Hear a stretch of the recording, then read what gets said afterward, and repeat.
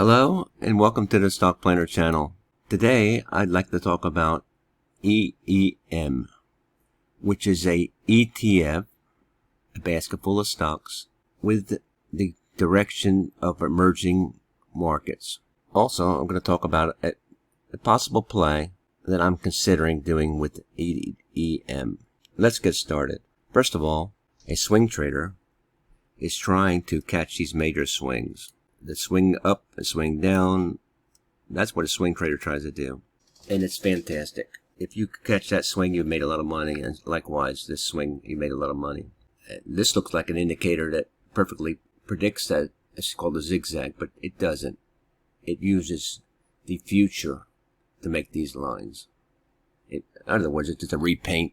I find it useful for drawing Fibonacci numbers, lines, and doing a visual double check of my indicators that I like, which I like MACD, stochastic RSI, and the RSI. I'll talk about it a little bit further, and also will place how I set these up in my comment section below. Once you learn this, and never follow anybody from the internet, but once you learn this yourself, you can make a little money or a lot of money. I make a little money repetitively. What's included in the EEM ETF? Brazil, China, India, Hong Kong, Taiwan, Korea. Korea's a big player. It looks like it's a big player in this ETF too. It represents 13%. Hong Kong stocks, about 30%. Russia, very small amount, but these are all emerging countries. And what's in the stocks is sort of what's in the S&P 500, but for the world view. And these are percentages that it's targeting, and the largest part is technology. And it holds companies that many of us have heard of: Samsung, Alibaba, Tencent. So it's a very interesting ETF. I like it, and it's a lot of people play this. Looking at bar chart and under category of options, it lists the most popular traded ETFs by volume. And of course, SPY is the most tradable ETF out there. But you got EEM here, trading at 75,000 average volume, option volume. So a lot of people are using options for EEM as well. And these are the ones I like. I like to play stocks that other people are doing options and risky trades.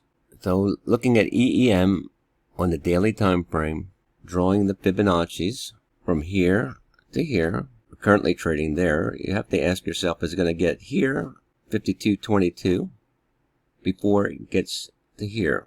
Our indicators, the RSI has come around, and we like to see that. That means it's going to go up. For the last two bars, Fibonacci doesn't know what it's doing, so that means it must be thinking might go up. The stochastic RSI has dropped below and come back around, and the MACD is trading below 0. And even though we don't have a green dot there, it's trading below the 0, and that's okay. So we have all the factors that we could go long on this trade. We see up, pullback, up, pullback, up, pullback, maybe. And actually, I think it's going to hang around in this area here. So I'm thinking, rather than buying the stock with hopes it's going to go up to here, and it's based on the fact that we have Kova has raised this ugly little head again. We have some turbulence in the market. We have earnings, and all of them have been really great, but it really hasn't moved the market all that much. You can see the last few days was down, and only the last 2 days was up. And you have a gap here, and a lot of times people feel that that gap is going to be filled, which will come back down again. The gap fill would come back down. So I don't know. I think it's going to be somewhere in between here. I just am not sure of this, even though my indicators are showing that it should rise generally. So let's take a look at a play that we possibly could do with this. An iron butterfly is a option strategy. It's an intermediate one, but it's not too hard to understand. And what we're saying here, that by the 27th of August, or during now to the 27th of August, the option price will hang between 49 or 50 and 53. 50 and 53. 50 and 53. And if it does and has no movement, it stays around, it's currently at what? 51. It stays at 51. Here is your win rate right here. The maximum loss is $86 in this trade, and the net credit is $164. So if it does and hangs around there, we could make up to $164 and keep our credit. And by the way, I placed this trade with Interactive Brokers and have not got it yet, but I placed it at 162. 162, my net credit. It hasn't come in yet though. 50, 53. Let's take a look at that on the chart. 50, 50's right here, right where we want it to be, right there. Good. Exactly where our fib line is, the zero line. That's great. And 53, right at the 50%. Cool. And this is the 27th. So 27th of August. I'm hoping it'll stay in between this area here. What do you think? Is it going to go shoot up and go beyond that, or shoot down beyond that? Or is it going to hang in here and we'll get some profit? So this is a play that you can play when you don't think there's a trend.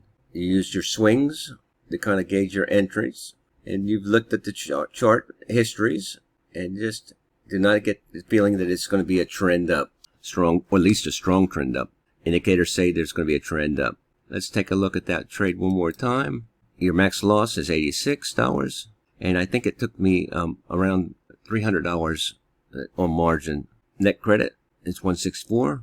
It's a play that you're hoping it'll come in between 50 and 53. 50 and 53. I think it's worth the chance. I have a Discord chat out there. It's under Stock Planner, and this is what the trade looks like. It's an iron condor, iron butterfly. These are my strikes, 51.50, 51.50, and I'm trying to get 162.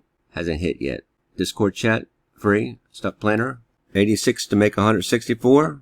Can you risk 86 loss? I think this is an interesting trade. Please leave your comments below. Like and subscribe. Do your own due diligence. Don't take anybody's advice. This is not advice. This is just what I'm doing and trying to do. Haven't achieved it yet. And not hoping that showing my trading is going to help somebody out there. I know it's helped my trading by putting myself out under scrutiny. It's made my trade better. Thanks. Happy trading. Catch you on the flip.